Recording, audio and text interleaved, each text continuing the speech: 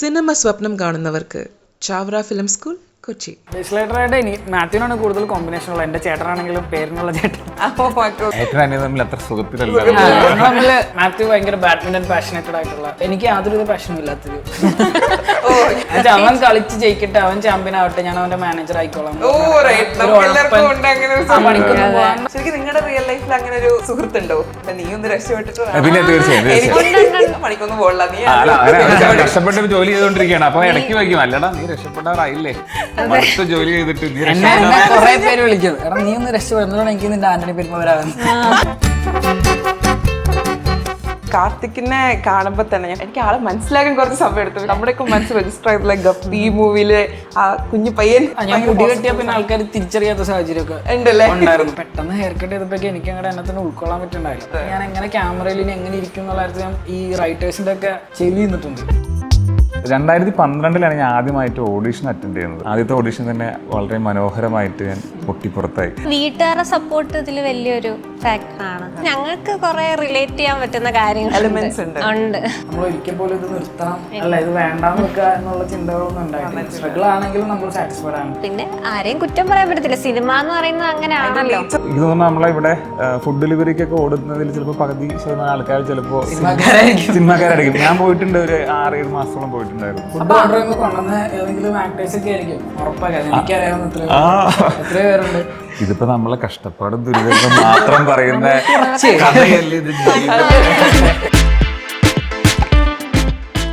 Hello guys, അപ്പം ഇന്ന് എന്റെ കൂടെ ഗസ്റ്റ് ആയിട്ടുള്ളത് കപ്പ് എന്ന മൂവിയുടെ കാസ്റ്റ് ആണ്. Welcome guys, welcome to the show.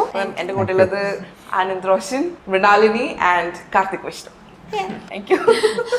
So, എന്താണ് നിങ്ങളുടെ ഇപ്പോഴത്തെ ഒരു excitement? How do you guys feel? തീർച്ചയായിട്ടും ഒരു സിനിമ റിലീസാകുമ്പോൾ എല്ലാവർക്കും, അതിലെ ക്രൂവിലും അതിൽ അഭിനയിച്ചിട്ടുള്ള എല്ലാവർക്കും ഉള്ളതുപോലുള്ള എക്സൈറ്റ്മെന്റ് നമുക്കുണ്ട്. പക്ഷേ ഓവർ എക്സൈറ്റഡ് അല്ല. അല്ല, ഓവർ എക്സൈറ്റഡ് അല്ല എന്ന് പറഞ്ഞാൽ അത് പേഴ്സണലി ഞാൻ പറഞ്ഞതാണ്. കാരണം നമ്മൾ കഴിഞ്ഞ കുറേ വർഷങ്ങളായിട്ടുള്ള യാത്രയിൽ ഞാൻ പേഴ്സണലി ഞാൻ മനസ്സിലാക്കിയ കാര്യമാണ്, നമ്മൾ എന്താണെങ്കിലും നമ്മൾ ചെയ്തിട്ടുള്ളൊരു കാര്യം അവിടെ ഓൾറെഡി നമ്മളവിടെ ചെയ്തു വെച്ചിട്ടുണ്ട്. ഇനി അത് പ്രേക്ഷകരാണ് അതിനെ ജഡ്ജ് ചെയ്ത് അതിൻ്റെ റിസൾട്ട് തരേണ്ടത്. അപ്പോൾ അത് നമ്മളുടെ കയ്യിലല്ല. അപ്പോൾ നമ്മൾ എക്സൈറ്റഡ് ആണെങ്കിലും അല്ലെങ്കിലും അതിൻ്റെ റിസൾട്ട് അവിടെ സംഭവിക്കും. അപ്പോൾ അത് പോസിറ്റീവ് ആണെങ്കിലും അത് ഏത് തരത്തിലാണെങ്കിലും നമ്മളത് അക്സെപ്റ്റ് ചെയ്യുക എന്നുള്ളതാണ്. നമ്മൾ ചെയ്യാനുള്ള ഭാഗം അവിടെ ചെയ്തു വെച്ചിട്ടുണ്ട്. അപ്പോൾ ഹോപ്പ്ഫുള്ളി നമുക്ക് അത് പോസിറ്റീവ് ആവും എന്ന രീതിയിൽ തന്നെ നമ്മൾ പ്രതീക്ഷിക്കുന്നു.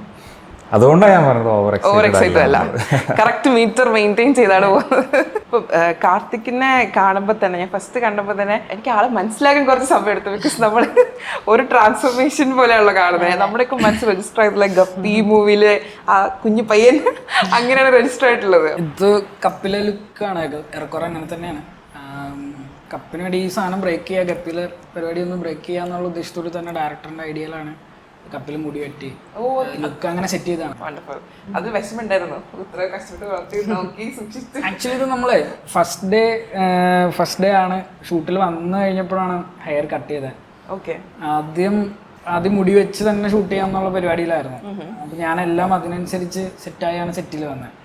അപ്പൊ പെട്ടെന്ന് ഹെയർ കട്ട് ചെയ്തപ്പോഴേക്കും എനിക്ക് അങ്ങനെ എന്നെ തന്നെ ഉൾക്കൊള്ളാൻ പറ്റുന്നുണ്ടായില്ല. നമുക്ക് മിററിൽ നോക്കുമ്പോൾ ഒരു കോൺഫിഡൻസ് ആണല്ലോ. ഞാൻ എങ്ങനെ ക്യാമറയിൽ ഇനി എങ്ങനെ ഇരിക്കും എന്നുള്ള കാര്യത്തിൽ ഞാൻ ഈ റൈറ്റേഴ്സിന്റെ ഒക്കെ ചെവി നിന്നിട്ടുണ്ട്. പക്ഷെ എനിക്ക് ഇനിയിപ്പോൾ എങ്ങനെ എനിക്ക് വർക്ക് ആവില്ലോ. ഇപ്പം നമ്മൾ തന്നെ നമ്മുടെ ഫേസിന് കുറേ പരിപാടികൾ, ഇപ്പം ഇതുപോലെ റോഷൻ ഇതാണ് എൻ്റെ പ്രൊഫൈൽ എന്ന് പറഞ്ഞാൽ അതുമാതിരി എല്ലാ ആക്ടേഴ്സിനും അങ്ങനത്തെ ഒരു സാധനം ഉണ്ടാവും. ഇപ്പോൾ ഹെയർ അങ്ങ് കട്ട് ചെയ്യുമ്പോൾ എൻ്റയർലി നമ്മൾ പുതിയൊരു ലുക്കിലേക്ക് വരുമ്പോൾ ഇനിയിപ്പോൾ എന്തായിരിക്കും അവസ്ഥ എന്നുള്ളൊരു സാധനം വന്നു. പിന്നെ അതുകൊണ്ട് ഞാൻ മോണിറ്റർ നോക്കില്ലായിരുന്നു, എഡിറ്റ് ചെയ്തതൊന്നും കാണില്ലായിരുന്നു. ഒരാഴ്ച കഴിഞ്ഞ് പിന്നെ ഇവരൊക്കെ നല്ലത് പറയാൻ തുടങ്ങി എഡിറ്റ് ചെയ്ത് കണ്ടപ്പോൾ. അപ്പം ഞാൻ ചുമ്മാ ഒന്ന് കണ്ടു നോക്കിയപ്പോൾ കൊള്ളാം, തോന്നിയപ്പോ പിന്നെ ഞാൻ മുടി കെട്ടിയ പിന്നെ ആൾക്കാർ തിരിച്ചറിയാത്ത സാഹചര്യമൊക്കെ ഉണ്ടായിരുന്നു. അത് ശരി. അപ്പൊ ഇങ്ങനെയും കൂടെ ചെയ്യണല്ലോ. ഉണ്ട്. പക്ഷേ മൃണാലിനിക്ക് അങ്ങനെ, എനിക്കൊന്ന് മൃണാലിനി ഇതിനു മുമ്പ് സ്ട്രൈക്ക് ചെയ്ത ഒരു ക്യാരക്ടർ ഉണ്ടല്ലോ ഒരു ഫിലിമില്, മീശ വെച്ചിട്ടുള്ള ഷോർട്ട് ഫിലിം. അത് ഈ പറഞ്ഞ പോലെ എനിക്ക് തന്നെ എന്നെ അക്സെപ്റ്റ് ചെയ്യാനായിട്ട് ഭയങ്കര ബുദ്ധിമുട്ടായിരുന്നു. അതും കുറച്ച് ചലഞ്ചിങ് ആയിട്ട്, അത് ക്രൗഡഡ് പ്ലേസിലൊക്കെ പോയിട്ട് ഇതുപോലെ മീശയൊക്കെ വെച്ച് അഭിനയിക്കും. ആദ്യം ബുദ്ധിമുട്ടായിരുന്നു, പിന്നെ ആസ് ആൻ ആക്ടർ നമ്മൾ അതെല്ലാം എക്സ്പ്ലോർ ചെയ്യണം എന്നുള്ളതാണ്. അതെ, പിന്നെ അത് ഇഷ്ടപ്പെട്ടപ്പോ കുറച്ചു കാലം പിന്നെ അതിങ്ങനെ അങ്ങനെ വെച്ചിട്ട് തന്നെ ആയിരുന്നു. അതാണ് അത് കാർത്തികിന്റെ പെർഫോമൻസിനെ കുറിച്ചിട്ട് ഡയറക്ടറും റൈറ്റേഴ്സും ഒക്കെ എടുത്തെടുത്ത് പറയുന്നുണ്ടായിരുന്നു. എന്താണ് അങ്ങനെ പറയിപ്പിക്കാനായിട്ട് എന്ത് ചെയ്തത്? ബാക്കിൽ നിന്ന് പറയുന്നത് ഗൂഗിൾ പേ ചെയ്ത് കൊടുക്കണം എല്ലാവർക്കും ഓരോരുത്തർക്കായിട്ട്. ബിനീഷ് എന്നാണ് ക്യാരക്ടറിന്റെ പേര്. തൂവൽ എന്ന് വിളിക്കും. തൂവൽ എന്ന് വിളിക്കും. ബിനീഷ് പറഞ്ഞ പോലെ മാത്യു എന്ന നിതിന്റെ ബെസ്റ്റ് ബഡി പരിപാടിയാണ്. എൻ്റെ ചേട്ടനായിട്ട് അഭിനയിക്കുന്ന ബേസിലേട്ടനാണ്. അപ്പൊ അനിയൻ അങ്ങനത്തെ ഒരു പരിപാടിയാണ്. ബേസിൽ ആയിട്ടുള്ള ഒരു കോമ്പിനേഷൻ എങ്ങനെ ഉണ്ടായിരുന്നു? ബേസിലേട്ടനായിട്ട് മാത്യുവിനാണ് കൂടുതൽ കോമ്പിനേഷൻ ഉള്ളത്. എൻ്റെ ചേട്ടനാണെങ്കിലും പേരിനുള്ള ചേട്ടൻ.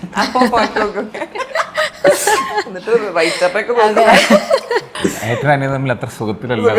നമ്മള് എനിക്ക് ബേസിലേട്ടൻ്റെ ക്യാരക്ടർ നമ്മൾ വേറെ പടങ്ങളിലൊന്നും കാണാത്ത പോലത്തെ ഒരു പരിപാടി. അതായത് ഈ സിനിമയിലുള്ള എല്ലാ ക്യാരക്ടേഴ്സിനും ബേസിലേട്ടനെ പേടിയാണ്. റെനീഷേട്ടൻ എന്ന് പറഞ്ഞൊരു ചേട്ടായി സെറ്റപ്പ്, നാട്ടിലൊരു ചേട്ടായി, അങ്ങനത്തെ ഒരു പരിപാടിയാണ്. പുള്ളി വീട് നോക്കാനായിട്ട്, ഞങ്ങളുടെ വീട് നോക്കാനായിട്ട് 2 ജോലിയൊക്കെ അറ്റ് എ ടൈം ചെയ്യുകയും അങ്ങനെ ഭയങ്കര ഇതായിട്ടുള്ളൊരു മനുഷ്യനാണ്. എല്ലാവരും റെസ്പെക്റ്റോട് കൂടി കാണാം. അപ്പം അങ്ങനത്തെ ഒരു ചേട്ടനായതുകൊണ്ടിട്ട് ഞങ്ങൾ തമ്മിൽ വലിയ ചേട്ടനാണ് ഈ കണക്ഷൻ. ഈ പറഞ്ഞ ഒരു ബ്രദർഹുഡ് പരിപാടി കാണിക്കുന്നത് മാത്യുവും, അതായത് എൻ്റെ കൂട്ടുകാരനും എൻ്റെ ചേട്ടനും തമ്മിലാണ് അങ്ങനത്തെ ഒരു പരിപാടി പോകുന്നത്. പക്ഷെ എൻ്റെ ബേസിലേട്ടൻ്റെ വേറൊരു ട്രാക്ക് ഉണ്ട്. കഥ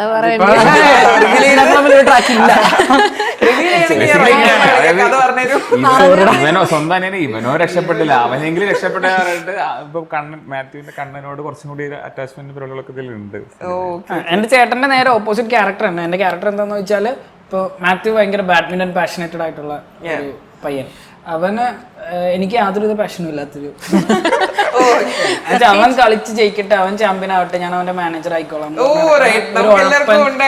പണിക്കൊന്നും പോകാണ്ട് ഉഴപ്പ് നാട്ടിലിങ്ങനെ നടന്നാ മതി പുള്ളിക്ക്, അങ്ങനത്തെ ഒരു പരിപാടി. ഭയങ്കര രസമായിട്ടുള്ള ക്യാരക്ടർ. ഇവര് റൈറ്റേഴ്സും ഡയറക്ടർക്ക് അത് പറയാൻ കാര്യം അവർ എഴുതി വെച്ചേ തന്നെ ആ രസമുണ്ട് ആ ക്യാരക്ടറിന്. ചുമ്മാ വായിച്ച നമ്മള് ബിനീഷിനെ വായിച്ചേ ചിരിക്കാനുള്ള പരിപാടികള് ഭയങ്കര നല്ല ക്യാരക്ടറാണ്. അത് അത്രയും അടിപൊളിയായിട്ട് എഴുതി വെച്ചോണ്ടായിരിക്കും നമ്മളൊരു ആവറേജ് ചെയ്താൽ പോലെ അത് ബെസ്റ്റ് ആയിട്ട് നിൽക്കുക. ശരിക്കും നിങ്ങളുടെ റിയൽ ലൈഫിൽ അങ്ങനെ ഒരു സുഹൃത്തുണ്ടോ? നീ ഒന്ന് രക്ഷപ്പെട്ടിട്ട് പിന്നെ തീർച്ചയായും ഉണ്ടല്ലേ? നമുക്ക് എല്ലാവർക്കും അത് റിലേറ്റ് ചെയ്യാൻ പറ്റുന്ന ഒരു ക്യാരക്ടർ. ഞാൻ പണിക്കൊന്നും പോകണ്ട, നീ കഷ്ടപ്പെട്ട് ജോലി ചെയ്തോണ്ടിരിക്കുകയാണ്. അപ്പൊ ഇടയ്ക്ക് വയ്ക്കും, അല്ലടാ നീ രക്ഷപ്പെടാറായില്ലേ, അടുത്ത ജോലി ചെയ്തിട്ട് നീ കുറെ പേര് വിളിക്കും, എടാ നീ ഒന്ന് രക്ഷപ്പെടുന്നതാണ് എനിക്ക് നിന്റെ ആന്റണി പെരുമ്പ വരാൻ. എല്ലാവർക്കും ഉണ്ട് ഒരു ആന്റണി പെരുമ്പാവൂർ റെഫറൻസ് ഉണ്ടാവും. ശരിക്കും ഇൻഡസ്ട്രിയിൽ ആക്ടിങ് ആസ് എ കരിയർ തുടങ്ങിയിട്ട് ഇപ്പൊ എത്ര നാളെ ഉണ്ടാവും? 2012 ഞാൻ ആദ്യമായിട്ട് ഓഡീഷൻ അറ്റൻഡ് ചെയ്യുന്നത്. അതെനിക്ക് കൃത്യമായിട്ട് അറിയാം. ആദ്യത്തെ ഓഡീഷൻ തന്നെ വളരെ മനോഹരമായിട്ട് ഞാൻ പൊട്ടിപ്പുറത്തായി. അതല്ല, തമിഴിൽ ഓഡീഷൻ ആയിരുന്നു. ഞാൻ അന്ന് എഞ്ചിനീയറിംഗ് പഠിച്ചുകൊണ്ടിരിക്കുന്നത്, സേലത്തായിരുന്നു പഠിച്ചിരുന്നത്. അപ്പോൾ മലയാളത്തിലേക്കൊന്നും നമ്മളെ ലുക്ക് വെച്ചിട്ട് പറ്റുന്നുണ്ടാവില്ല. തമിഴിൽ കണ്ടില്ല, അവരെല്ലാവരും അക്സെപ്റ്റ് ചെയ്യും. അപ്പോൾ അന്ന് കുറച്ചൊക്കെ തമിഴ് നമുക്ക് കുഴപ്പമില്ലാതെ പറയുമായിരുന്നു. ആ ഒരു ധൈര്യം വെച്ചിട്ടായിരുന്നു അങ്ങോട്ട് പോയത്. പക്ഷേ നമ്മൾ തമിഴ് പോരാ എന്നുള്ളത് ആദ്യത്തെ റൗണ്ട് കഴിഞ്ഞപ്പോൾ തന്നെ മനസ്സിലായി. അപ്പോൾ വളരെ മനോഹരമായിട്ട് എടുത്തിട്ട് പുറത്തിട്ടു. അന്ന് നിർത്തിയാലോ ഈ പരിപാടി എന്ന് ആലോചിച്ചിരുന്നെങ്കിൽ ചിലപ്പോൾ അന്നേ വേറെ വഴിക്ക് പോകുമായിരുന്നു. പക്ഷേ ഉള്ളിൽ അത്രയും എന്താ പറയുക, ഡീപ്പായിട്ടായിരുന്നു ആഗ്രഹം പോയിട്ടുണ്ടായിരുന്നത്. പിന്നെ അവിടെ നിന്ന് തുടങ്ങി 2016 പിന്നെ അസിസ്റ്റന്റ് ഡയറക്ടറായിട്ട് വർക്ക് ചെയ്തിട്ടുണ്ടായിരുന്നു. അത് കഴിഞ്ഞ് 2016 ആദ്യത്തെ സിനിമ ചെയ്തത്. അത് വളരെ ചെറിയൊരു അക്കാദമിക് മൂവി എന്ന രീതിയിൽ. പിന്നെ അവിടെ നിന്ന് കഴിഞ്ഞ് സെമീർ ചെയ്തു. അതിനിടയിൽ 1-2 സിനിമകൾ ചെറിയ ചെറിയ വേഷങ്ങൾ ചെയ്തു. പക്ഷേ ആ സിനിമകളൊന്നും നിർഭാഗ്യവശാൽ പുറത്തേക്ക് വന്നില്ല. സമീറാണ് സത്യം പറഞ്ഞാൽ എനിക്ക് കരിയറിൽ ഒരു ആർട്ടിസ്റ്റ് എന്ന രീതിയിൽ ബ്രേക്ക് എന്ന് പറയാൻ. ഇപ്പോഴും സമീർ പ്രോപ്പറായിട്ട് ഓഡിയൻസിലേക്ക് എത്തിയിട്ടില്ല എന്നുള്ളൊരു വിഷമം ഇപ്പോഴും ഉണ്ട്. അത് പിന്നെ പല സിനിമകൾക്കും സംഭവിക്കുന്നതാണ്, അതൊക്കെ അക്സെപ്റ്റ് ചെയ്ത കാര്യമാണ്. പക്ഷെ എന്നാലും ആ വിഷമം ഉള്ളിലുണ്ട്. ഇപ്പോഴും അത് പ്രോപ്പറായിട്ട് ഒരു ഓഡിയൻസിലേക്ക് എത്തിയിട്ടില്ല എന്നുള്ളത്. കാരണം കണ്ട പ്രേക്ഷകർ നല്ല അഭിപ്രായം പറഞ്ഞ് ഇഷ്ടപ്പെട്ട സിനിമയാണ്. അത് കഴിഞ്ഞിട്ട് പിന്നെ കോവിഡിൻ്റെ ബ്രേക്കും പരിപാടികളൊക്കെ വന്നു. അത് നമ്മളിപ്പോഴുള്ള ഒരു സ്റ്റേജിൽ നിൽക്കുന്ന ആൾക്കാർക്ക് വലിയ ഒരു അടി തന്നെയായിരുന്നു. എല്ലാവർക്കും അറിയാം ആ സമയം നമ്മൾ അതിജീവിച്ച് വന്നു. എങ്കിൽ പോലും ഇപ്പോൾ ആലോചിക്കുമ്പോൾ അത് വലിയൊരു ബ്രേക്കായിരുന്നു. അത് കഴിഞ്ഞിട്ടാണ് പിന്നെ കപ്പും പിന്നെ കുറച്ച് സിനിമകളുടെ ഭാഗമായി. അപ്പോൾ എന്തായാലും ഇപ്പോൾ നേരത്തെ ഞാൻ അതാണെന്ന് പറഞ്ഞത്, നേരത്തെ എക്സൈറ്റ്മെന്റ് ഒരുപാട് ഇല്ല എന്ന് പറയാൻ കാരണം എന്ന് പറഞ്ഞാൽ കുറേ സ്റ്റേജിലൂടെ കടന്നു പോകുന്നു. ആ ഒരു ജേർണി നമ്മളെ കുറച്ച് ഒന്ന് ഹോൾഡ് ചെയ്യുന്നുണ്ട് അല്ലേ? അല്ല, നമ്മൾ ഇമോഷൻസ് ഒന്ന് ഹോൾഡ് ചെയ്ത് പിടിക്കുക എന്നുള്ളത് അത് ഞാൻ അറിയില്ല, എല്ലാവരും അങ്ങനെ ആയിക്കോളുന്നില്ല. അപ്പോൾ നമ്മൾ നല്ലത് ഏറ്റവും ബെസ്റ്റ് സംഭവിച്ചാലും നമ്മൾ ഓക്കെ ഹാപ്പിയാണ്. ഇനി അതിന്റെ ഒരു വേസ്റ്റ് സിറ്റുവേഷൻ സംഭവിച്ചാലും ഓക്കെ ഇത് സംഭവിക്കും, ഓക്കെ നമ്മൾ മൂവ് ഓൺ ചെയ്ത് പോവാന്നുള്ളത്. നിങ്ങൾക്ക് എങ്ങനെയാണ് ഈ ഒരു ആക്ടിങ് കരിയർ സ്റ്റാർട്ട് ചെയ്തിട്ടുള്ള ജേർണി എങ്ങനെയായിരുന്നു ഇതുവരെ ഉള്ളത്? അതെ, ഞാനും ഒരു 2016 ആ സമയത്താണ് സിനിമയിലേക്ക്, അല്ലെങ്കിൽ ആ ഒരു ആഗ്രഹം മുന്നേ ഉണ്ട്. പക്ഷെ ഇത് എനിക്ക് കരിയർ ആക്കണം എന്ന് ചിന്തിച്ചു തുടങ്ങിയതൊക്കെ ആ സമയത്താണ്. ഇപ്പൊ നല്ല വീട്ടുകാരുടെ സപ്പോർട്ട് ഇതിൽ വലിയൊരു ഫാക്ടറാണ്. അതുണ്ടെങ്കിൽ നമുക്ക്, കാരണം വേറെ ജോബ് ഇപ്പൊ ഞാൻ വേറെ ജോബ് ചെയ്യുന്നുണ്ട്, ഒരു റിമോട്ട് ജോബ് ചെയ്യുന്നു, എന്നാൽ പോലും അതൊരു സേഫ്റ്റിക്ക് വേണ്ടിയാണ്. നമുക്ക് അത്ര സ്റ്റേബിൾ അല്ലാത്ത ഒരവസ്ഥയിൽ റിസ്ക് ആണല്ലോ. അപ്പം എനിക്ക് ആക്ട് ചെയ്യുമ്പോൾ കിട്ടുന്ന ഒരു ഹാപ്പിനെസ് ഉണ്ട്. അപ്പം അത് പണ്ട് സ്കൂളിൽ സ്റ്റേജിൽ നമ്മൾ സ്കിറ്റ് ചെയ്ത് തുടങ്ങിയപ്പം, അല്ലെ അന്ന് തുടങ്ങിയൊരാഗ്രഹമാണ്. അത് പിന്നെ ആ ഹാപ്പിനെസ്സിന് വേണ്ടി ട്രൈ ചെയ്യാമെന്ന് ഡിസിഷൻ എടുത്തു. ഞാൻ നിയോ ഫിലിം സ്കൂളിൽ ഡബിങ് കോഴ്സ് ആയിരുന്നു ചെയ്തത്. അപ്പം അങ്ങനെയാണ് എനിക്ക് സഞ്ജു ചേട്ടനെ പരിചയം. ചേട്ടൻ അവിടെ സീനിയർ ആയിരുന്നു, ഞങ്ങൾക്ക് ക്ലാസ് എടുക്കാൻ വന്നിട്ടുണ്ട്. അപ്പം അന്ന് തൊട്ടുള്ള ഒരു ഫ്രണ്ട്ഷിപ്പ്, അല്ലെങ്കിൽ എൻ്റെ ഒരു ബ്രദറിനെ പോലെയാണ്. അങ്ങനെ കുറേ പേരുടെ സപ്പോർട്ടുണ്ട്. അവിടെ വെച്ച് നമുക്ക് കുറച്ച് വർക്കുകളിൽ ചെയ്തപ്പോൾ കോൺഫിഡൻസ് കിട്ടി. ഓക്കെ, എനിക്ക് ചെയ്യാൻ പറ്റും. അപ്പം നമുക്ക് ഇഷ്ടമുള്ള കാര്യം കോൺഫിഡൻ്റ് ആയിട്ട് ചെയ്യാൻ പറ്റുന്നതന്നാണല്ലോ വലിയ കാര്യം. അങ്ങനെ സ്ട്രഗിൾസ് ഉണ്ട് എല്ലാവർക്കും ഉള്ള. ഞങ്ങൾക്ക് കുറെ റിലേറ്റ് ചെയ്യാൻ പറ്റുന്ന കാര്യങ്ങളുണ്ട്. ഇപ്പം പക്ഷെ കാർത്തിക്കാണ് കുറെ കൂടി മൂവീസ് ചെയ്തിട്ടുള്ളത്, സീനിയർ ആണ്. പക്ഷെ എന്നാലും ഞങ്ങളുടെ കുറെ കാര്യങ്ങളെല്ലാം ഞാനും 2015-16 സെയിം ടൈമാണ് നമ്മളൊക്കെ സ്റ്റാർട്ട് ചെയ്തത്. സത്യം പറഞ്ഞാല് നമ്മളെ പോലുള്ള ആക്ടേഴ്സിനെ സംബന്ധിച്ച് പരിപാടി തുടങ്ങിപ്പോയി. ഇപ്പം ഇവളൊരു പടത്തിൽ ലീഡ് ചെയ്തിട്ടുണ്ട്, മറിയം എന്ന് പറഞ്ഞിട്ടൊരു സിനിമ. സമീറുണ്ട്, ഞാൻ നായനായിട്ട് ചെക്കൻ എന്ന് പറഞ്ഞിട്ടൊരു സിനിമ അഭിനയിച്ചിട്ടുണ്ട്. ഞങ്ങൾ 3 പേര് തുടങ്ങി ഒരു പടം അങ്ങനെ ചെയ്തു. നമുക്കൊരു പിന്നോട്ട് പോക്ക് ഇനിയിപ്പോൾ ഇത്ര നമ്മൾ ചെയ്തിട്ട് ഇനി എന്തിനാ ബാക്കിലേക്ക് പോകുന്നത് എന്നുള്ളൊരു തോന്നലാണ്. നമ്മളെ പോലുള്ളവർക്ക് ഫിനാൻഷ്യലി അത്ര പേയ്മെൻറ്റ് കാര്യങ്ങൾ സിനിമയിൽ അത്രയും എസ്റ്റാബ്ലിഷ് ആയിട്ടുണ്ടാവില്ല. അപ്പോൾ ഒരു 8 വർഷം ഇങ്ങനെ നിൽക്കുക എന്ന് പറഞ്ഞ സിനിമയിൽ അതൊട്ടും ചെറിയ കാര്യമല്ല, അതൊരു സ്ട്രഗിളുള്ള കാര്യം തന്നെയാണ്. പക്ഷേ ഈ ഒരു പോയിന്റിലും എനിക്ക് ഇവർ രണ്ടൊരു കാര്യത്തിൽ ഉറപ്പാണ്, എൻ്റെ കാര്യത്തിലും നമ്മൾ ഒരിക്കൽ പോലും ഇത് നിർത്തണം, അല്ല ഇത് വേണ്ടാന്ന് വെക്കുക എന്നുള്ള ചിന്തകളൊന്നും ഉണ്ടായിട്ടില്ല. സ്ട്രഗിൾ ആണെങ്കിലും നമ്മൾ സാറ്റിസ്ഫൈഡ് ആണ്. ഇപ്പം ഞാനൊരു ഗപ്പി കഴിഞ്ഞിട്ട് എൻ്റെ ചെയ്തിട്ടുള്ള സിനിമകളൊന്നും ഒരു പരിധിക്കുള്ളിൽ ശ്രദ്ധിക്കപ്പെട്ടിട്ടൊന്നുമില്ല. ഞാൻ ഒരു 10-17 പടം ചെയ്തായിരുന്നു. പക്ഷെ എങ്കിൽ പോലും ഞാൻ 17 പടം ചെയ്തു എന്നുള്ള സാറ്റിസ്ഫാക്ഷൻ എനിക്കുണ്ട്. നമുക്ക് അത്രയും ഇത് ചെയ്യാൻ പറ്റില്ല. ജസ്റ്റ് ഏതെങ്കിലും ഒരു പടത്തിൻ്റെ ഫ്രെയിമിൽ കണ്ടിരുന്നെങ്കിൽ എന്നാഗ്രഹിച്ചെടുത്ത് നമ്മൾ ഇത്രയും പടം ചെയ്തു. ഇപ്പോൾ ഇതേ കപ്പ് പോലൊരു വലിയ സിനിമ, മാത്യു ബേസിൽ അവർ രണ്ടുപേരും ലീഡ് ചെയ്യുന്ന ഒരു വലിയ പടം എന്ന് വെച്ചാൽ അത് വലിയ ആർട്ടിസ്റ്റുകളുള്ള സിനിമയാണ്. ഗുരു സോമസുന്ദരൻ, നമിത പ്രമോദ്. അപ്പോൾ നമുക്ക് അതിൻ്റെ അകത്ത് വളരെ ഇമ്പോർട്ടൻ്റ് ആയിട്ടുള്ള ക്യാരക്ടേഴ്സ് ഞങ്ങൾക്ക് 3 പേർക്കും ചെയ്യാൻ പറ്റും എന്നുള്ള ശരിക്കും ഒരു ലക്കും കൂടിയാണത്. അപ്പോൾ ഇതിലൊരു കോമൺ ഫാക്ടർ എന്താണ്, നേരത്തെ ഇപ്പോൾ സഞ്ജു സംസാരിച്ചപ്പോഴൊക്കെ പറഞ്ഞ പോലെ ആ ഫ്രണ്ട്ഷിപ്പിൻ്റെ ബേസിലാണ് ഞങ്ങൾ 3 പേരും ഈ സിനിമയിലേക്ക് വരുന്നത്.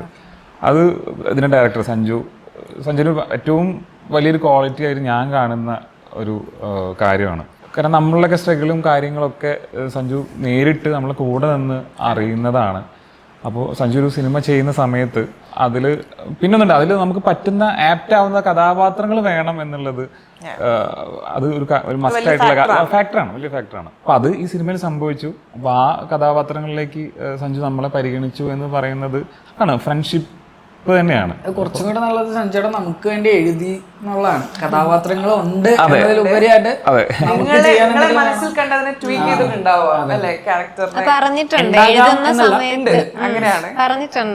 എഴുതുന്ന സമയത്ത് റൈറ്റേഴ്സിന്റെ അടുത്തും പറയാറുണ്ട് ഇവരൊക്കെ എന്റെ മനസ്സിലുണ്ട്. അവരെ മനസ്സിലാക്കിയാണ് നിങ്ങൾ എഴുതാനുള്ളൊരു ഒരു ഭയങ്കര ഒരു സപ്പോർട്ടാണ്. സഞ്ജു വേറൊരു സിനിമയായിട്ട് മുന്നോട്ട് പോവായിരുന്നു. ഇതിന് മുന്നേ കപ്പിന് മുന്നേ പ്ലാൻ ചെയ്ത സിനിമ, അത് വേറെ 1-2 എസ്റ്റാബ്ലിഷ് ആയിട്ടുള്ള ആർട്ടിസ്റ്റുകളെ വെച്ച് പോയത് പല കാരണങ്ങളാൽ അവരിന്നൊക്കെ മാറി. ലാസ്റ്റ് പ്രൊഡക്ഷൻ്റെ ഭാഗത്തു നിന്ന് നമുക്ക് പുതിയൊരാളെ വെച്ച് മുന്നോട്ട് പോകാമെന്ന രീതിയിലൊക്കെ ഒരു സാധനം ഉണ്ടായിരുന്നു. അപ്പോൾ അന്ന് സഞ്ജു എന്നെയൊക്കെ മനസ്സിൽ കണ്ടിരുന്നു എന്നുള്ളത് ആ സമയത്ത് ഞാൻ അറിഞ്ഞിട്ടില്ല. ഇത് പിന്നീട് അതൊക്കെ കഴിഞ്ഞ് കപ്പിൻ്റെ പരിപാടിയിലേക്കൊക്കെ കയറിയതിന് ശേഷം യാദൃശ്ചികമായിട്ട് അവൻ പറയണമെന്ന് വെച്ച് പറഞ്ഞതല്ല, പറയേണ്ടി വന്നിട്ട് പറഞ്ഞതാണ്. ഇങ്ങനൊരു പ്ലാൻ ഉണ്ടായിരുന്നു. പിന്നീട് അത് കോവിഡ് കാരണം ആ പ്രൊജക്റ്റ് അന്ന് ഉപേക്ഷിച്ചു എന്ന രീതിയിൽ. അപ്പോൾ ഞാൻ പറഞ്ഞു, അതിന്റെ സ്ക്രിപ്റ്റ് ഒന്ന് എനിക്ക് വായിക്കാൻ തരുമോ എന്ന് ചോദിച്ചു. എന്തായിരുന്നു എനിക്കൊന്ന് അറിയാൻ വേണ്ടിയിട്ട്, ആ സബ്ജക്റ്റ് എന്തായിരുന്നു, നീ എന്നെ മനസ്സിൽ കണ്ടിട്ടുണ്ടെങ്കിൽ എന്തായിരുന്നു എന്നുള്ളത് അറിയാൻ വേണ്ടിയിട്ട്. അത് നീ ഇപ്പോൾ വായിക്കണ്ട, അത് കഴിഞ്ഞ കാര്യമല്ലേ, നമുക്ക് പുതിയ പരിപാടികളൊക്കെ പിടിക്കാം എന്ന് പറഞ്ഞു. അപ്പോൾ അങ്ങനെ നല്ല സുഹൃത്തുക്കൾ കൂടെ ഉള്ളത് വലിയ അതാണ് നമുക്ക് ഈ മുന്നോട്ടുള്ള യാത്രയിൽ കിട്ടുന്ന എനർജി ഇതൊക്കെ തന്നെയാണ്. അല്ലെങ്കിൽ സ്ട്രഗിൾ ഈസ് റിയൽ, അത് വളരെ റിയലാണ്. നമുക്കൊരു ഡിമാൻഡ് അല്ലെങ്കിൽ നമുക്കൊരു മാർക്കറ്റ് വാല്യൂ ഉണ്ടാക്കി എടുക്കുന്നത് വരെ എല്ലാ ആക്ടേഴ്സിനും ഒരു ഭയങ്കര ഡിഫിക്കൾട്ട് ഒരു ഫേസ് തന്നെയാണ്. നമ്മൾ പാഷന്റെ പുറകെ പോകുന്നത് പറയുമ്പോൾ നമുക്ക് ചുറ്റുമുള്ള ഒരു പ്രഷർ ഉണ്ട്, നമ്മുടെ വീട്ടുകാരും നാട്ടുകാരും ഒക്കെ. അങ്ങനെ ഒരു എക്സ്പീരിയൻസ് നിങ്ങൾക്ക് ഉണ്ടായിട്ടുണ്ടോ? ഉണ്ട്. നമ്മുടെ അടുത്ത് ഡയറക്റ്റ് പറഞ്ഞില്ലെങ്കിലും ഈ പറഞ്ഞ പോലെ അമ്മയുടെ അടുത്തൊക്കെയാണ്. അമ്മ എന്നെ ഭയങ്കര സപ്പോർട്ടീവാണ്. പക്ഷെ ആൾക്കാരിങ്ങനെ ചോദിക്കും സിനിമ കൊണ്ട് മാത്രം മുന്നോട്ട് പോകാൻ പറ്റുമോ അല്ലെ അങ്ങനെ. പക്ഷെ അവർക്ക് നമ്മുടെ അടുത്തുള്ള ഒരു വിശ്വാസം ഉണ്ടല്ലേ, അമ്മയ്ക്കാണെങ്കിലും എന്തെങ്കിലും ഇത്രയൊക്കെ പാഷനുള്ളതല്ലേ, എന്തെങ്കിലുമൊക്കെ രക്ഷപ്പെടുമായിരിക്കും എന്നുള്ളൊരു വിശ്വാസം എവിടെ ഉണ്ട്. അതുകൊണ്ടാണ് ട്രൈ ചെയ്യുന്നത്. പിന്നെ ആരെയും കുറ്റം പറയാൻ പറ്റത്തില്ല, സിനിമ എന്ന് പറയുന്നത് അങ്ങനെയാണല്ലോ. പിന്നെ വേറെ കാര്യം ഈ സ്ട്രഗിൾ വളരെ പേഴ്സണൽ ആണ്. കാരണം ഇപ്പോൾ വേറെ ആരും നിർബന്ധിച്ചിട്ടോ ഒന്നുമല്ല നമ്മൾ ഇങ്ങനെ വഴിയെടുത്തതാണ്. അപ്പോൾ ഈ സ്ട്രഗിൾ എന്ന് പറയുന്നത് നമുക്ക് ഇത് മറ്റുള്ള നമ്മൾ വളരെ ക്ലോസ് ആയിട്ടുള്ള ആളുകളുടെ അടുത്ത് പറയാമെന്നല്ലാതെ വേറൊരാളടുത്ത് പോയിട്ട് പറയുമ്പോൾ നീ പഠിച്ച ജോലിക്ക് പോകുമായിരുന്നില്ലേ. ഞാൻ ജോബ് റിസൈൻ ചെയ്തിട്ടാണ് എറണാകുളത്തേക്ക് ഷിഫ്റ്റ് ചെയ്തത്. ഞാൻ സിവിൽ എഞ്ചിനീയറിംഗ് കഴിഞ്ഞിട്ട് കൺസ്ട്രക്ഷൻ മേഖലയിൽ വർക്ക് ചെയ്യായിരുന്നു, പ്രൊജക്ട് മാനേജറായിട്ട് വർക്ക് ചെയ്യായിരുന്നു. പിന്നെ അത്യാവശ്യം നല്ല സാലറി പാക്കേജ് ഒക്കെ ഉള്ള ജോബ് അബ്രോഡ് ഒക്കെ ഓഫേഴ്സ് ഒക്കെ വന്നിട്ടുണ്ടായിരുന്നു. പക്ഷെ അതിലോട്ടൊന്ന് പോയാൽ നമുക്ക് അവിടെ ഹാപ്പിനെസ് കണ്ടെത്താൻ പറ്റില്ല എന്ന് ആ സ്റ്റേജിൽ തന്നെ മനസ്സിലാക്കിയത് കൊണ്ട് തന്നെ. പക്ഷെ അതിൽ ഞാൻ ഇപ്പോഴും ഉറച്ചു നിൽക്കുന്നുണ്ടോ. ഇന്ന് ഇടയ്ക്കൊക്കെ നമ്മൾ അത്രയും ഇപ്പോൾ ഫിനാൻഷ്യലി ഒക്കെ നമുക്ക് അത്രയും സ്ട്രഗിളൊക്കെ വരുന്ന സമയത്ത് വല്ല ജോലിക്കും പോയതിന് മാസം ശമ്പളമെങ്കിലും കിട്ടുമല്ലോ നമ്മൾ വിചാരിക്കും, അത് വിചാരിച്ച് പോവും. പക്ഷെ അത് ചിലപ്പോൾ ഒരു മണിക്കൂർ 2 മണിക്കൂർ അല്ലെങ്കിൽ ഒന്ന് ഉറങ്ങി നീറ്റാ പിന്നെ ആ തോട്ടം നമ്മളുള്ളിൽ ഉണ്ടാവില്ല. അവിടെ പോയാൽ പിന്നെ ചിലപ്പോൾ 1-2 മാസം ചിലപ്പോൾ ജോലി ചെയ്യായിരിക്കും, അത് കഴിഞ്ഞാൽ വീണ്ടും അതേപോലെ വരുമായിരിക്കും. ഇതൊക്കെയാണ് ഇതിന്റെ കാര്യം. പിന്നെ ഈ പറഞ്ഞ പോലെ സ്ട്രഗിളിന്റെ ഇടയിൽ ഇപ്പോൾ എല്ലാവരും ഇപ്പോൾ മൃണാലി പറഞ്ഞു ജോബ് ചെയ്യുന്നുണ്ടെന്നൊക്കെ പറഞ്ഞു. എനിക്ക് തോന്നുന്നു നമ്മളെ ഇവിടെ ഫുഡ് ഡെലിവറിക്കൊക്കെ ഓടുന്നതിൽ ചിലപ്പോൾ 50% ആൾക്കാർ ചിലപ്പോൾ സിനിമാക്കാരായിരിക്കും. ഞാൻ പോയിട്ടുണ്ട്, ഒരു 6-7 മാസത്തോളം പോയിട്ടുണ്ടായിരുന്നു ഫുഡ് ഡെലിവറി ചെയ്യാൻ. ഫുഡ് ഡെലിവറി സ്വിഗ്ഗി അന്ന് യൂബറൈറ്റ്സിലുണ്ടായിരുന്നു. അതിന്റെ ബാഗ് കുറെ കാലം വീട്ടിലുണ്ടായിരുന്നു. പിന്നെ നമ്മളൊരു ഫ്രണ്ട് ഷോർട്ട് ഫിലിം ചെയ്യാൻ വേണ്ടിയിട്ട് എടുത്തു. ഞാൻ പറഞ്ഞു നീ അത് തിരിച്ചു കൊണ്ടുവരണം, എനിക്കത് ഒരു ഓർമ്മയ്ക്ക് അവിടെ വെക്കണം, കൊണ്ടു തന്നിട്ടില്ല ചോദിക്കണത്. പ്രോപ്പർട്ടി എടുത്തോണ്ട് പോയി ഫുഡ് ഓർഡർ ചെയ്യുമ്പോൾ കൊണ്ടുവന്ന ഏതെങ്കിലും ആക്ടേഴ്സ് ഒക്കെ ആയിരിക്കും ഉറപ്പാക്കാം. എനിക്കറിയാവുന്ന എത്രയോ പേരുണ്ട് എന്ന് വെച്ചാൽ ആക്ടേഴ്സിനെ സംബന്ധിച്ച് വേറെ ജോലി ഒരു സ്ഥലത്ത് പോയി കിട്ടത്തില്ല. നിങ്ങളൊരു സിനിമ കിട്ടിയിട്ടുണ്ടെങ്കിൽ നിങ്ങൾ ജോലി ഉപേക്ഷിച്ച് പോകില്ലേ ഒരു കമ്പനി പോയാൽ. അപ്പൊ നമുക്ക് ഇതല്ലാണ്ട് വേറെ പണിയൊന്നും കാർത്തിക്കിന്റെ ആ ഒരു ജേർണി എത്രത്തോളം ഡിഫറെന്റ് ആണ്, അല്ലെങ്കിൽ ഈ പറഞ്ഞ പോലെ തന്നെ ഒരു സെയിം രീതിയിലായിരുന്നോ? ഞാനൊരു +1 +2 പഠിക്കുന്ന സമയത്ത് തന്നെ കരിയർ ഇതായിരിക്കണം എന്ന് എനിക്കൊരു ഉറപ്പുണ്ടായിരുന്നു, സിനിമ ആയിരിക്കണം എന്ന്. കാരണം എനിക്ക് അതുപോലത്തുള്ള അധ്യാപകരും കൂട്ടുകാരും കൂടെ ഉണ്ടായിരുന്നു. അപ്പോൾ ആ സമയത്ത് നമുക്കൊരു തീരുമാനം എടുക്കാൻ പറ്റിയായിരുന്നു. അതിനുശേഷം ഡിഗ്രി ഒക്കെ കഴിഞ്ഞു. ഡിഗ്രിക്ക് ഫസ്റ്റ് ഇയർ പഠിക്കുമ്പോൾ തന്നെ ആദ്യത്തെ സിനിമയിൽ അഭിനയിച്ചായിരുന്നു. അപ്പോൾ ഞാൻ തുടങ്ങി. പിന്നെ നമുക്ക് ഈ പറഞ്ഞതുപോലെ ഇവിടെ നമ്മൾ ഒട്ടും സ്റ്റേബിൾ അല്ല. ഒരു പോയിന്റിൽ എനിക്കൊരു സ്ഥലത്ത് ജോലി ചെയ്യാൻ പോകേണ്ടി വന്നിട്ടുണ്ട്. വർക്ക് ചെയ്തിട്ടുണ്ട് ഒരു കമ്പനിയിൽ. ഇപ്പോൾ ഒരു റീസെൻ്റായിട്ടാണ് അത് നിർത്തിയത്. സിനിമ മാത്രം മതി എന്നുള്ള ഇതിൽ. ഇതിപ്പോ നമ്മളെ കഷ്ടപ്പാടും ദുരിതം മാത്രം പറയുന്ന നിങ്ങൾക്ക് ശരിക്കും ഒരു കോമഡി ഒരു ചായ ഉള്ളത് കൊണ്ട് നിങ്ങൾക്ക് ഭയങ്കര ഫണ്ണായിരുന്നു സെറ്റില്. പിന്നെ ഭയങ്കര ഫാമിലി അറ്റ്മോസ്ഫിയർ. അപ്പൊ ഞങ്ങൾ റെഗുലർലി ഇവരെ കുറച്ചും കൂടി കാണും കേട്ടോ. അപ്പോ അതുകൊണ്ട് വേറെ പ്രശ്നങ്ങൾ ഉണ്ടായതുകൊണ്ടല്ല, ഇവര് കുറച്ചും കൂടി എന്താ പറയാ ഏജ് വൈസും കണക്റ്റഡ് ആയതുകൊണ്ട് ഞാനൊരു 3-4 വയസ്സ് കൂടുതലാണ് ഇവരെ. അല്ല ഇവരിടയ്ക്ക് കൂടാറൊക്കെ ഉണ്ട്. നമ്മളിങ്ങനെ വേറെ കുറെ കാര്യങ്ങളായിട്ട് ഇവിടൊക്കെ തന്നെ ഉണ്ട് പരിസരത്ത്. എങ്കിൽ പോലും അല്ല ഫാമിലി ലൈഫ് ഒക്കെ ആയിട്ട് ബിസി അങ്ങനെ. ഞങ്ങള് ഇവര് സിംഗിൾസ് ആണ്. അപ്പൊ അതിന്റെ ഇടയിൽ നമ്മൾ ഒഴിവാക്കി എടുക്കുന്നത് കേട്ടോ. ഈ പറഞ്ഞ പോലെ സഞ്ജുവിന്റെ അനിയന്മാരായിട്ട് കുറെ കണ്ണന്മാരുണ്ട്. അതിലൊരു കണ്ണനാണ് ഇരിക്കുന്നത്. അങ്ങനെ കുറെ കണ്ണന്മാരുണ്ട്. അപ്പൊ അവരെല്ലാവരും നമ്മുടെ സുഹൃത്തുക്കളാണ്. എല്ലാവരും അങ്ങനെ ഒരു ഫാമിലി അറ്റ്മോസ്ഫിയർ ആണ് എല്ലാവരും നമ്മളുണ്ടായിരുന്നു. പിന്നെ പറഞ്ഞില്ല നമ്മൾ അടിമാലി ആ ഭാഗത്തൊക്കെ ആയിരുന്നു ഷൂട്ട്. അപ്പൊ ആ ഷൂട്ടിന്റെ സമയത്ത് എനിക്ക് പെട്ടെന്ന് നോട്ടീസ് ചെയ്യാൻ അവിടുത്തെ ഒരു സ്ലാങ് ഉണ്ട്. നമ്മൾ ഉച്ചയ്ക്കൊക്കെ കണ്ടു കഴിഞ്ഞാൽ അവിടെ ചേട്ടന്മാർ ചോദിക്കും കഴിച്ചാർന്നോ കണ്ടാർന്നോ. അപ്പൊ ഇത് കേട്ടിട്ട് പിന്നെ നമ്മൾ എന്ത് കാണുമ്പോഴും കഴിച്ചാർന്നോ എല്ലാം കുടിച്ചാർന്നോ. അത് കിട്ടിയില്ലേ? അത് രസമായിരുന്നു. അത് പെട്ടെന്ന് എനിക്ക് ഓർമ്മ വരിക. നേരത്തെ പറഞ്ഞു എന്താ നമ്മൾ ഓർത്തെടുത്ത് പറയാം, ഇതാണ് എനിക്ക് ഓർമ്മ വരുന്നത് പറഞ്ഞു. നൈസ്. അപ്പൊ എന്തായാലും നിങ്ങളുടെ ഒരു കെമിസ്ട്രി ഓൺ സ്ക്രീനും കാണാൻ പറ്റട്ടെ ഓഡിയൻസിന്. അപ്പോൾ അവർക്കൊരു നല്ല എക്സ്പീരിയൻസ് ആയിരിക്കുമെന്ന് പ്രതീക്ഷിക്കുന്നു. അപ്പം 27th കപ്പ് മൂവി റിലീസ് ആവുകയാണ്. നിങ്ങളെല്ലാവരുടെയും എക്സൈറ്റ്മെന്റ് എനിക്ക് പാസ്സാവുന്നുണ്ട്, അങ്ങനെ ഓഡിയൻസിനും പാസ്സാവട്ടെ. ആൻഡ് മൂവി ഒരു വലിയ ഹിറ്റായി മാറട്ടെ. ആൻഡ് നിങ്ങളെല്ലാവരും ഇനി ഈ ജേർണി എന്താ വെച്ചടി കയറ്റമായിരിക്കട്ടെ. ഓക്കെ, നിങ്ങളുടെ നാവ് പൊന്നാവട്ടെ. അതെ, അങ്ങനെ ആവട്ടെ. അങ്ങനെ ആയി കഴിഞ്ഞാൽ ഞങ്ങൾ ഇങ്ങോട്ട് വരാം. പിന്നെ അതിനാണ് ഞാനിതൊക്കെ പറയണേ. Thank you so much guys. Thank you. Thank you. Cinema സ്വപ്നം കാണുന്നവർക്ക് ചാവറ ഫിലിം സ്കൂൾ, കൊച്ചി.